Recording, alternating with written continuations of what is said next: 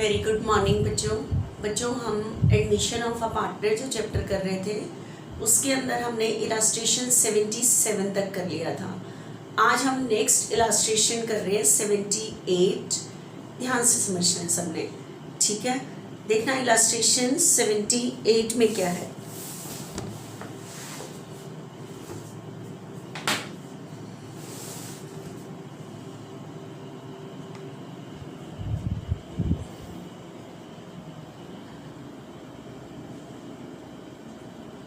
बच्चे हर इलास्ट्रेशन में कुछ ना कुछ है जिसकी वजह से एक एक हमें देखनी पड़ रही है, लेकिन एक एक कर लोगे फिर आपका एक चैप्टर में से कुछ रह नहीं जाएगा।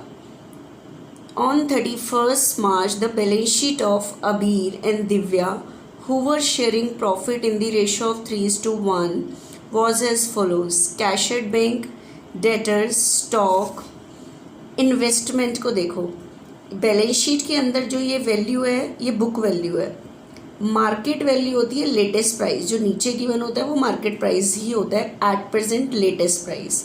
तो बैलेंस शीट के अंदर 5 लाख है और मार्केट प्राइस दिया हुआ है 440, तो 60 से रिड्यूस हो रही है। तो मार्केट प्राइस जो है यहाँ नीचे गिवन होते ही वही वाला प्राइस है, ठीक है। लेटेस्ट प्राइस मतलब आज का वैल्यूएशन 440 है। उसके बाद है बच्चे क्रेडिटर्स। एम्प्लॉयज़ प्रोविडेंट फंड में एम्प्लॉयज़ की सैलरी के कटे हुए पैसे होते हैं। इन्वेस्टमेंट फ्लक्चुएशन फंड, वही इन्वेस्टमेंट फ्लक्चुएशन रिजर्व, इस इन्वेस्टमेंट के लॉस को कवर करने के लिए बना है। अगर ये फंड नहीं होता तो हम इन्वेस्टमेंट का लॉस रिवैल्यूएशन में डाल देते हैं, अगर फंड होता है तो वहाँ से कवर करते हैं। जनरल रिजर्व यहाँ पड़ा हुआ, अनडिस्ट्रीब्यूटेड प्रॉफिट, कैपिटल के balance. They admit Vibhor on 1st April 2017 for 1/5 share.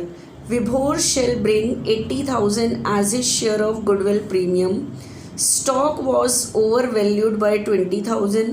Stock 20,000 से ज़्यादा दिखाया हुआ है। रिवैल्यूएशन की एक नई चीज़ ध्यान से देखना। A debtor whose dues 5,000, एक डेटर जिसने 5,000 ड्यू थे, मतलब इतने पैसे देने थे, were written off as bad debts. ये ख़त्म हो गए थे डेटर, क्या मान के? बेड डेट्स मान के ख़त्म हो गए थे ये, ठीक है। डेटर हो नहीं गए, कह रहे ये ख़त्म हो गए थे। पेड 4,000 इन फुल सेटलमेंट, इन्होंने 4,000 पे कर दिए हैं, ठीक है। अभी इसको मैं बताती हूँ दोबारा। 2 months salary 6,000 per month was outstanding. 2 महीने की सैलरी आउटस्टैंडिंग है, मतलब देनी बाकी है, तो लायबिलिटी इंक्रीज हो रही है। Vibhor was to bring in capital to extend 1/5। कितनी कैपिटल लानी है? 1/5 of the total capital of new firm. Firm की कैपिटल का 1/5, तो मुझे फर्म की निकालनी है, उसमें से इसके शेयर की निकाल लोगे। Prepare revaluation account, partners capital account and balance sheet of reconstituted firm. New firm को ही कहते हैं, एग्रीमेंट के बाद जो नए सिरे से जो फर्म चलती है उसे रिकॉन्स्टिट्यूटेड फर्म कहते हैं, ठीक है। तो देखना 3 चीज़ें बनानी है, एंट्री करने को नहीं बोला तो नहीं कर रहे, देखना ध्यान से।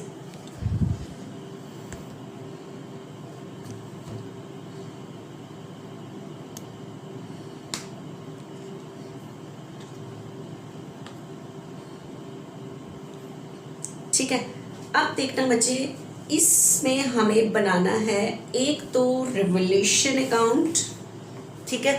फर्स्ट नंबर पे कौन सा अकाउंट बनाना है हमें? Revaluation account.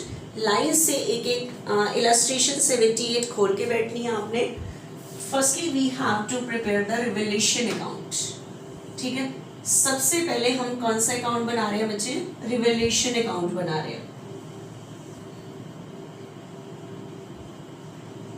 Revaluation account start करते हैं। Revaluation account, date amount, particular amount ही लिख लेना। यस, स्टार्ट करो। फर्स्ट पॉइंट में तो रिवैल्यूएशन नहीं है, सेकंड पॉइंट से है। Stock was over valued by 20,000। Over value means होता है ज़्यादा हो नहीं गया। ओवर वैल्यू वाली लैंग्वेज होती है बैलेंस शीट में लिखे होने से। 20,000 से ज़्यादा दिखाया हुआ है बैलेंस शीट में, तो मुझे 20,000 से स्टॉक कम करना है। स्टॉक की वैल्यू कम होना लॉस, लॉस रिवैल्यूएशन के डेबिट में। तो आपको अपनी एंट्री में रिवैल्यूएशन को डेबिट रखना है। तो एंट्री बनेगी revaluation account debit to stock. तो रिवैल्यूएशन के डेबिट में क्या लिखोगे? To stock. 20 से कम कर दिया। नेक्स्ट, इसको ध्यान से समझना।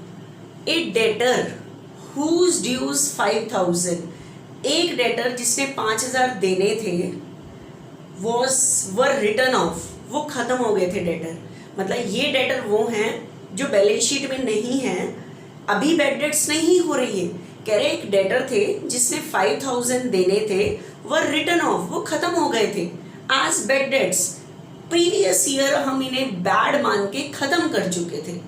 ये वो डेटर नहीं है जो बैलेंस शीट में और अब बैड डेट्स हो रहे हैं। नो, कोई डेटर थे 5000 के, वो बैड डेट्स हो गए थे पहले कभी, were bad debts, were written off, जिनको हमने खत्म कर दिया था एज बैड डेट्स।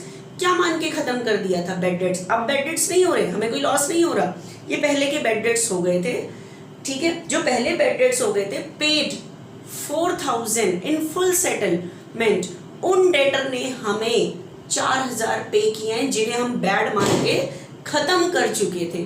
उन डेटर ने हमें 4000 पे किए हैं। अगर पे की जगह बच्चे लिखा होता प्रॉमिस टू पे, कि उन डेटर ने जिनको हम बैड मान के खत्म कर चुके हैं, प्रॉमिस टू पे 4000, उन्होंने 4000 देने का प्रॉमिस किया है। प्रॉमिस किया है तो मतलब बताओ मेरे डेटर क्या हो रहे हैं? इंक्रीज, क्योंकि जिन डेटर को मैं बैड मान के खत्म कर चुकी थी उन डेटर ने देने का प्रॉमिस किया है। तो मेरी एंट्री होती कि मेरे प्रॉमिस किया मतलब ये कैश नहीं आ रहा, डेटर इंक्रीज हो रहे हैं मेरे, तो मेरी एंट्री होती debtors account debit to revaluation. Debtor increase होना मेरी इनकम, इनकम रिवैल्यूएशन के क्रेडिट। प्रॉमिस टू पे मतलब उसने देने का प्रॉमिस किया है, मतलब डेटर पैसे दे देगा, तो मेरे डेटर इंक्रीज हो रहे हैं, तो डेटर को डेबिट कर देते हैं। लेकिन इस टाइम प्रॉमिस टू पे नहीं लिखा हुआ, कह रहा है पेड, उस डेटर ने 4000 आपको दे दिए हैं। ठीक है, कौन से डेटर ने दे दिया है? जिन्हें आप बैड मान के खत्म कर चुके हो। तो इस टाइम आपके डेटर नहीं बन रहे, डायरेक्ट कैश आ रहा है क्योंकि उसने पे किया है। ठीक है, आपके पास कैश होगा या बैंक यूज होगा, वो बैलेंस शीट में देखोगे, कैश होगा तो कैश, बैंक होगा तो bank. Cash at bank, bank का बैलेंस होता है, कैश इन हैंड कैश का बैलेंस होता है। तो कैश एट बैंक लिखा हुआ है तो मेरे पास पैसे आ रहे हैं, बैंक अकाउंट डेबिट 4000। ठीक है, उन डेटर से आ रहे हैं जिन्हें मैं बैड मान के खत्म कर चुकी हूँ। आपको ध्यान होगा 11th क्लास में बैड हुए पैसे रिसीव होना, ये मेरी इनकम है, और किस नाम से लिखते थे? बैड डेट्स रिकवर्ड के नाम से। ठीक है, तो बैड डेट्स रिकवर्ड अकाउंट। ठीक है, आप बताओ, बैड डेट्स रिकवर्ड मेरी इनकम है, इनकम रिवैल्यूएशन के कहाँ आती है? क्रेडिट। तो बैड डेट्स रिकवर्ड क्रेडिट है, फिर मैं इसे खत्म करने के लिए डेबिट करूँ, कहाँ ट्रांसफर करूँ? रिवैल्यूएशन। तो आपने दो एंट्री नहीं करनी, आपके पास पैसे आ रहे हैं, उन डेटर से पैसे आने हैं कि जो बैड हो चुके थे, तो ये मेरी इनकम है। और इनकम के लिए डायरेक्ट हम किसको क्रेडिट करते हैं? रिवैल्यूएशन को। ठीक है, बुक में उसने पहले बैड डेट्स रिकवर्ड किया है, फिर रिकवर्ड को रिवैल्यूएशन में ट्रांसफर किया। डायरेक्ट भी कर सकते हो, बैंक टू रिवैल्यूएशन। पैसे आ रहे हैं डेटर से, और उन डेटर से जिन्हें हम बैड मान चुके हैं, तो ये मेरे लिए इनकम है। इनकम रिवैल्यूएशन के क्रेडिट में आती है, तो हम अपनी एंट्री में रिवैल्यूएशन को क्रेडिट रखते हैं, तो डायरेक्ट एंट्री बनेगी बैंक टू रिवैल्यूएशन। ठीक है, तो bank account debit to revaluation, तो रिवैल्यूएशन के क्रेडिट में बाय बैंक 4000, और इसका इफेक्ट क्या पड़ेगा? 4000 मेरे पास ये कैश आया है, तो मेरी न्यू बैलेंस शीट में बैंक के बैलेंस पे इफेक्ट पड़ेगा, 4000 आए हैं। अगर इसकी जगह होता प्रॉमिस टू पे, तो मेरे डेटर बढ़ते, तो मैं इस टाइम बैंक में पैसे नहीं आते, डेटर इंक्रीज होते। ठीक है, नेक्स्ट देखना, 2 months सैलरी 6000 पर मंथ, 2 महीने की सैलरी आउटस्टैंडिंग है, 6000 पर मंथ है, 2 months की 12000, तो 2 महीने की सैलरी देनी बाकी है। तो अंदर तो ये दैट मीन्स आउटस्टैंडिंग सैलरी, और ये लायबिलिटी बैलेंस शीट के अंदर नहीं है, तो लायबिलिटी क्या हो रही है? इंक्रीज। लायबिलिटी इंक्रीज होना लॉस रिवैल्यूएशन के डेबिट में आता है। ठीक है, लॉस रिवैल्यूएशन के कहाँ आता है? डेबिट में आता है। ठीक है, तो बताओ एंट्री क्या बनेगी? Revaluation account debit to outstanding salary, तो रिवैल्यूएशन के डेबिट में टू आउटस्टैंडिंग सैलरी, 2 मंथ्स की सैलरी 12,000, 6,000 पर मंथ है। नेक्स्ट, बस रिवैल्यूएशन से रिलेटेड तो बस यही चीज़ें थी। क्लोज करो। कौन सा साइड जाता है बच्चे? Loss side 32, 32, 28। तो ये प्रॉफिट नहीं आया, लॉस आया। ठीक है, बताओ लॉस पे किसका राइट है? ओल्ड पार्टनर का। ओल्ड रेशियो में बांटेंगे। ठीक है, तो by loss transfer to partners capital account. और ओल्ड पार्टनर के नाम क्या है? अबीर एंड दिव्या। अबीर एंड दिव्या किस रेशियो में बांटेंगे? ओल्ड रेशियो में। ओल्ड रेशियो है 3:1। 3:1 में बांट लेना। 21 एंड 7 3:1 ओल्ड रेशियो में। 28 रिवैल्यूएशन के प्रॉफिट को 3:1 ओल्ड रेशियो में बांट लेना। सेकेंड नंबर पे हमें बनाना होता है पार्टनर्स कैपिटल अकाउंट। 3 पार्टनर्स हैं।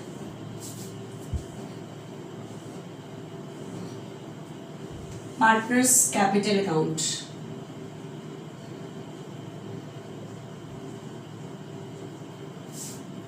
अबीर, दिव्या, विभोर।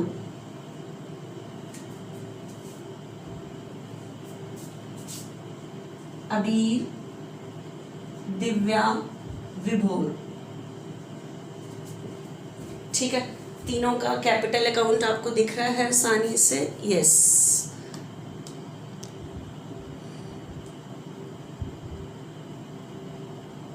ठीक है, देखना आप ध्यान से। आपको पता है कैपिटल अकाउंट में हम चीजें सीक्वेंस में डालते हैं, लाइन से डालते हैं। तो सबसे पहले कैपिटल का क्या लिखोगे? Balance. By balance brought down 6 lakh and 4 lakh. 6 lakh 4 lakh. Second number पे ट्रांसफर होता है रिवैल्यूएशन पे। प्रॉफिट है या लॉस है? लॉस है। लॉस ट्रांसफर की एंट्री क्या होती है? लॉस ट्रांसफर करोगे तो कैपिटल डिक्रीज, डिक्रीज पे डेबिट। तो एंट्री होगी Abeer's capital account debit, Divya's capital account debit to revaluation. तो अबीर और दिव्या के डेबिट में टू रिवैल्यूएशन, लॉस ट्रांसफर कर दिया ओल्ड रेशियो में। उसके बाद थर्ड नंबर पे हमें देखना होता है बैलेंस शीट के क्रेडिट साइड में कोई अनडिस्ट्रीब्यूटेड प्रॉफिट तो नहीं पड़ा हुआ। चेक करो, आपके पास investment fluctuation reserve, investment fluctuation fund 1 lakh दिया हुआ है। ठीक है, इन्वेस्टमेंट फ्लक्चुएशन फंड। बच्चे ध्यान से सुनना, आपके पास जो क्वेश्चन में इन्वेस्टमेंट है, इन्वेस्टमेंट 5 लाख की दी हुई है, उसकी मार्केट वैल्यू 440 है, तो 60 का लॉस हो रहा है। ये जो 60 का लॉस है, अगर आपके पास इन्वेस्टमेंट फ्लक्चुएशन फंड ना होता तो इन्वेस्टमेंट की वैल्यू डिक्रीज होना, लॉस रिवैल्यूएशन के डेबिट में एंट्री होती, revaluation account debit to investment, तो रिवैल्यूएशन के डेबिट में टू इन्वेस्टमेंट। लेकिन इस टाइम जो असेट की वैल्यू डिक्रीज हुई है, इन्वेस्टमेंट डिक्रीज हुई है 60 से, 5 लाख थी, 440 मार्केट प्राइस है, तो 60 से असेट डिक्रीज हुई है। और इस इन्वेस्टमेंट का लॉस वैसे हम डालते हैं रिवैल्यूएशन में, लेकिन अगर हमारे पास इन्वेस्टमेंट फ्लक्चुएशन फंड होता है तो हम वहां से कवर करते हैं। तो बताओ फंड मेरे पास कितना था? 1 लाख। कितने का लॉस हुआ है? 60 तो इसके लिए यूज हो गया। बताओ बाकी फंड में कितना बचा हुआ है? 40।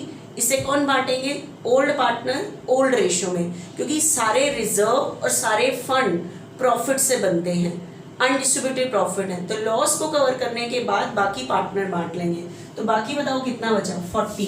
40 ओल्ड पार्टनर बांटेंगे ओल्ड रेशियो में 3:1, दैट मीन्स 30,000 एक को मिलेगा, अबीर को 10,000 विभोर को।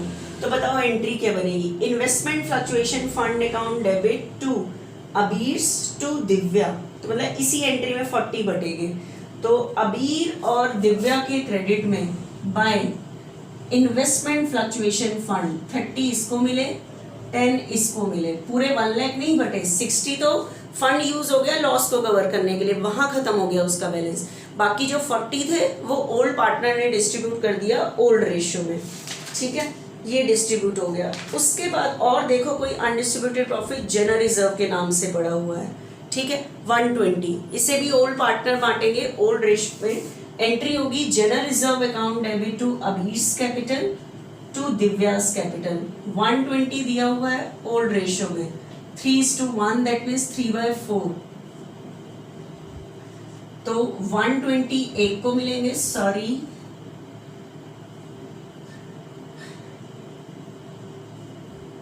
90 एक को मिलेंगे, 30 एक को मिलेंगे ओल्ड रेशियो में। तो जनरल रिजर्व क्रेडिट था, डिक्रीज पे डेबिट बट गया, खत्म हो गया इसका बैलेंस।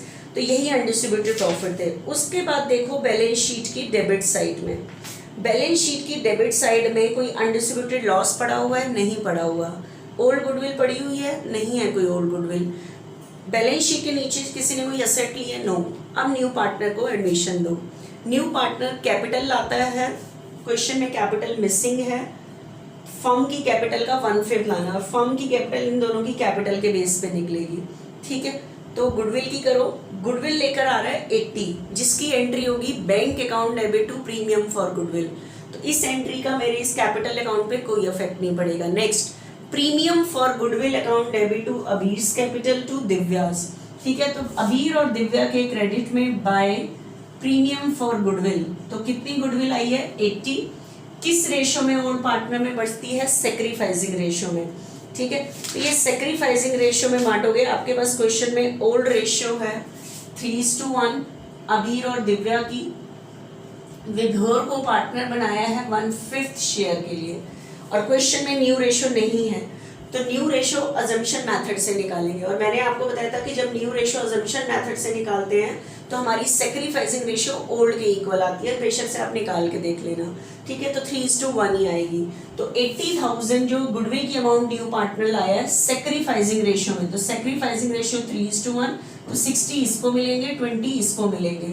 लास्ट एंट्री होती है विड्रॉ की। क्वेश्चन में विड्रॉ के लिए कुछ नहीं कहा, ठीक है। तो विड्रॉ के लिए कुछ नहीं कहा, तो उसके बाद ये लास्ट एंट्री के बाद मैंने सारी चीजें इसके अंदर डाल दी है, ठीक है।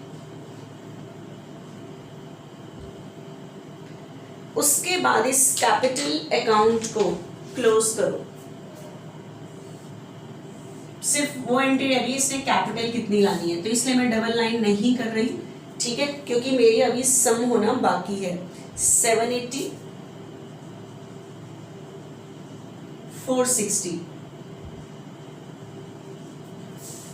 780, 460 ये बैलेंस आ गए। To balance carried down. 780 में से 21 लेस करोगे 759, 460 में से लेस करोगे तो 453, ठीक है। ये मेरे पास कैपिटल का बैलेंस आ गया। ओल्ड पार्टनर की कैपिटल का न्यू बैलेंस 759, 453, ठीक है।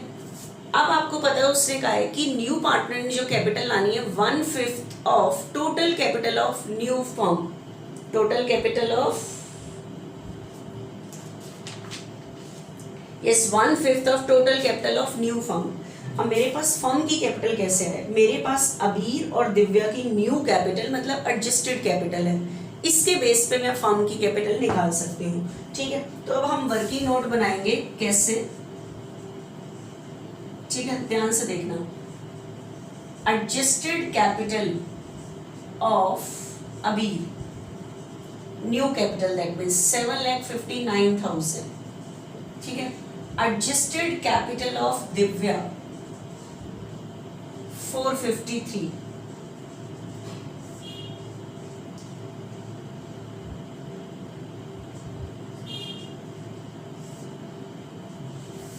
$12,12,000 ये किसकी कैपिटल निकल के आई, ये फर्म की नहीं आई, ये अबीर और दिव्या की है। और आपको पता है ये इनकी कौन सी कैपिटल है, एडजस्टेड कैपिटल है, मतलब न्यू कैपिटल है। और हर एक पार्टनर की कैपिटल अगर कोई आपके पास इंफॉर्मेशन ना हो तो अपने शेयर के लिए लगी होती है, न्यू कैपिटल है तो न्यू शेयर के लिए। तो अब क्वेश्चन में मुझे न्यू रेशियो चाहिए होगी न्यू शेयर के लिए, ठीक है। तो आपको पहले न्यू रेशियो निकालनी पड़ेगी अजम्पशन मेथड से।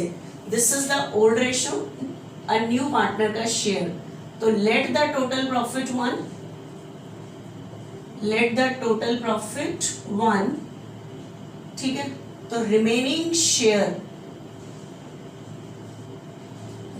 शेयर फॉर अबीर एंड दिव्या कैसे निकालोगे? 1 में से 1/5 विभोर का शेयर माइनस करोगे 4/5, ठीक है।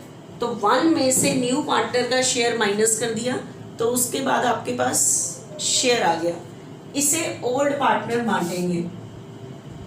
तो अबीर्स न्यू शेयर, तो बचा हुआ प्रॉफिट कितना है? 4/5, ओल्ड रेशियो में बांटेंगे 3/4, that means 3/5। Divya new share 4/5 का 1/4, दैट मीन्स 1/5।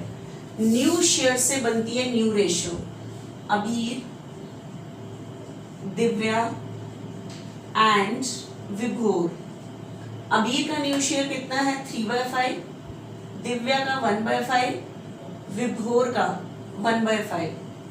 तो न्यू रेशियो मेरे पास आई 3:1:1, this is the new ratio, ठीक है। ये मेरे पास न्यू रेशियो निकल के आई है, ठीक है। तो देखना एक बारी, ये जो 359 न्यू पार्टनर है ओल्ड पार्टनर की, ये अपने न्यू शेयर 3/5 शेयर के लिए। दिव्या की कैपिटल न्यू कैपिटल अपने 1/4 शेयर के लिए है, सॉरी 1/5 के लिए है, ठीक है। तो मैंने इनकी कैपिटल का टोटल किया, तो इतनी इनकी कैपिटल कितने शेयर के लिए है? 4/5 शेयर के लिए है, ठीक है। तो मैंने आपको बताया था कि फर्म की कैपिटल कैसे निकालते हैं, ठीक है। फर्म की कैपिटल कैसे निकालते हैं?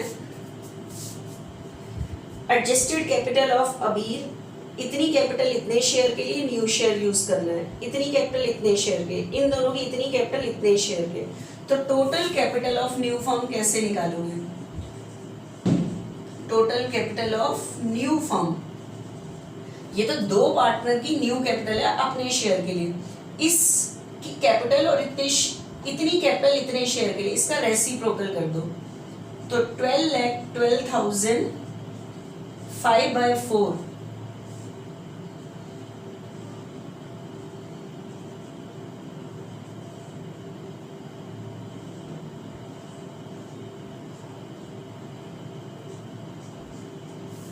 ये मेरे पास कैपिटल निकल के आई बच्चे, कितनी निकल के आई है? ये मेरे पास कैपिटल निकल के आई है 15,15,000 कैपिटल। दिख रही है आपको? देखना मैंने कैसे काटी है, थोड़ा सा नीचे करो स्क्रीन को, देखना ध्यान से, ठीक है। 12,12,000 कैपिटल 4/5 शेयर के लिए है, तो उसका रेसिप्रोकल करके हम नई फर्म की कैपिटल ऑफ न्यू फर्म 5/4 कर दिया, ठीक है। तो ये मेरे पास फर्म की कैपिटल आ गई। फर्म की कैपिटल से हम न्यू पार्टनर की कैपिटल निकाल सकते हैं। This is the capital of new firm, ये न्यू फर्म की कैपिटल है। इससे मैं विभोर न्यू पार्टनर है, विभोर्स कैपिटल, फर्म की कैपिटल 15,15,000 है और फर्म की कैपिटल का 1/5 3,03,000। तो विभोर को कितनी कैपिटल लेकर आनी है? 3,03,000, इतनी कैपिटल की कैलकुलेशन निकल के आई है, ठीक है। ये समझ आया आपको? उसके बाद बस लाने की एंट्री कर देना, सम यहीं फिनिश हो जाएगा, ठीक है। 3,03,000 लाने की एंट्री बताओ। Bank account debit to Vibhor's capital, तो विभोर्स के क्रेडिट में बाय बैंक 3,03,000 और उसके बाद इस कैपिटल अकाउंट को क्लोज कर देना, टोटल करना, यहाँ पे ये बैलेंस बच जाएगा। तो कहने का मतलब है, मैं ये जो टॉपिक, ये बैलेंस 759, 453, 3,03,000 ये बैलेंस बच जाएगा। ये बैलेंस न्यू बैलेंस शीट में आएगा, ठीक है। उसके बाद बच्चे आपको बनानी है न्यू बैलेंस शीट सिलेबस का पार्ट नहीं है, लेकिन हर क्वेश्चन में मैं आपको करके बता रही हूँ कि आपकी नॉलेज कम नहीं रहे। ठीक है, देखना,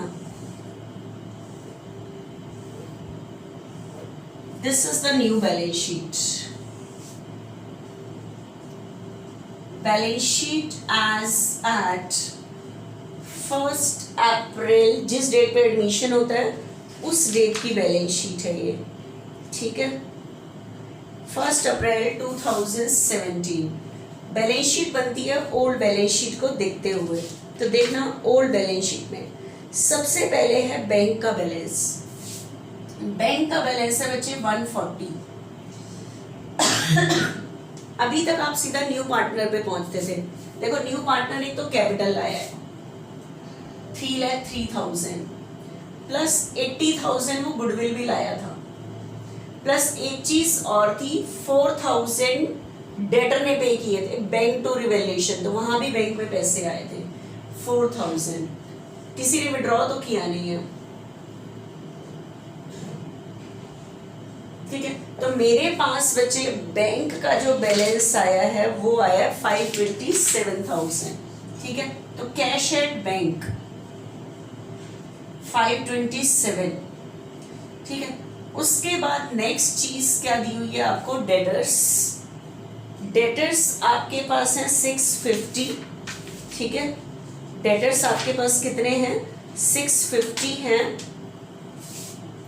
और आपको पता है डेटर में कोई चेंज नहीं आया, क्योंकि ये डेटर टच ही नहीं हुए, क्योंकि जो डेटर बैड मान के पहले कभी खत्म हुए थे उनसे रिसीव हुए, इनमें से कोई डेटर बैड नहीं हुआ था। ठीक है, और उन्होंने कैश दिया था तो अफेक्ट कैश पे आया है, डेटर पे नहीं आया। ठीक है, प्रोविजन मेरे पास बना हुआ है 50, 6 लाख बच गए। उसके बाद मेरे पास है बचे स्टॉक। स्टॉक देखो, स्टॉक की लैंग्वेज थी 20,000 से ज्यादा दिखाया हुआ, आपने 20,000 से कम किया था। 3 लाख में से 20 कम करो, 280 रह गया स्टॉक। इन्वेस्टमेंट मार्केट प्राइस दिखाना है आप, क्योंकि 60 से रिड्यूस हो गया था। ठीक है, तो 440 मार्केट प्राइस आएगा। ठीक है, इन्वेस्टमेंट का प्राइस 440 दिखाओगे, क्योंकि 60 से इन्वेस्टमेंट रिड्यूस हो गई थी, लॉस हो गया था। ठीक है, क्रेडिटर्स, क्रेडिटर्स पे कोई चेंज नहीं है, एज इट इज 220। नेक्स्ट, उसके बाद एम्प्लॉइज प्रोविडेंट फंड, पूरा लिखना, एम्प्लॉइज प्रोविडेंट फंड ईपीएफ, ये हमारी लायबिलिटी होती है, ये भी एज इट इज आएगी। उसके बाद आपको दिया हुआ है इन्वेस्टमेंट फ्लक्चुएशन फंड। देखो, इन्वेस्टमेंट फ्लक्चुएशन फंड मेरे पास 1 लाख से था, क्रेडिट था, डिक्रीज पे डेबिट किया 1 लाख से, ये पूरा खत्म। इसमें से मैंने 1 लाख में से 60 तो इन्वेस्टमेंट के लॉस के लिए यूज कर दिया, बाकी पार्टनर में डिस्ट्रीब्यूट हो गया था, तो पूरा का पूरा बैलेंस खत्म तो हो गया, ये हमारा बचा ही नहीं, तो नहीं आएगा न्यू बैलेंस शीट में। उसके बाद जनरल रिजर्व भी पूरा बढ़ चुका है, पार्टनर में नहीं आएगा। कैपिटल के बैलेंस लिखने से पहले ओल्ड बैलेंस शीट को देखते हुए हम चेंजेस करते रहते हैं। अब कैपिटल के बैलेंस लिखने से पहले बाहर का रिवैल्यूएशन चेक करो। कई बार कोई असेट अंदर नहीं होती, बाहर स्टॉक कर लिया हमने, 3rd पॉइंट में डेटर था वो बैंक में हो गए। Yes, outstanding rent, sorry outstanding salary.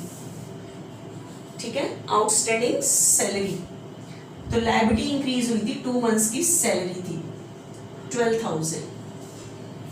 और लास्ट में कैपिटल के बैलेंस लिख दोगे, ये नए वाले, ये जो आएंगे ना यहाँ पे 759, 453 और 3 लाख 3, 2 बैलेंस कैरी ना, ये नए वाले तीनों कैपिटल के पार्टनर्स का बैलेंस लिख देना और आपकी बैलेंस शीट मैच कर जाएगी। तो ये मैंने आपको बताई इलस्ट्रेशन 78। ठीक है।